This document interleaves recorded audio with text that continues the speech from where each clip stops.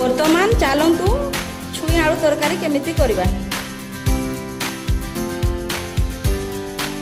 ଛୁଇଁ ଆଳୁକୁ ଭଲ ଭାବରେ କାଟିଦେବା। ବର୍ତ୍ତମାନ ଗ୍ୟାସକୁ ଅନ୍ କରିଦେବା। କଡ଼େଇରେ କିଛି ଅଳ୍ପ ପାଣି ନେଇ ବସେଇଦେବା। କଟା ହେଇଥିବା ଛୁଇଁ ଆଳୁକୁ ଲୁଣ ହଳଦୀ ଦେଇ ସିଝେଇଦେବା। କଡ଼େଇ ଗରମ ହେଇଗଲେ ତେଲ ପକାଇ ଦେଉଛି। ତାପରେ ବଡ଼ି ଫ୍ରାଏ କରିକି ଉଠେଇଦେଲି।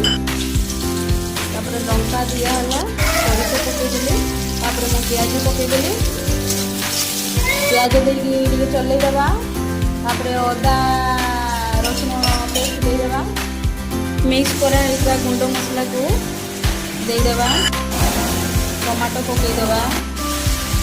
ସ୍ୱାଦ ଅନୁସାରେ ଲୁଣ ପକାଇଦେବା। ତାପରେ ଛୁଇଁ ଆଳୁ ସିଝା ହେଇଥିବା ତାକୁ ଦେଇଦେବା। ତାପରେ ତାକୁ ଟିକେ ଚଲେଇଦେବା। ତାପରେ ବଡ଼ିକୁ ଫ୍ରାଏ କରାହେଇଥିଲା ତାକୁ ଦେଇଦେବା। ବର୍ତ୍ତମାନ ଆମର ଛୁଇଁ ଆଳୁ ତରକାରୀ ରେଡ଼ି ହେଇଯାଇଛି।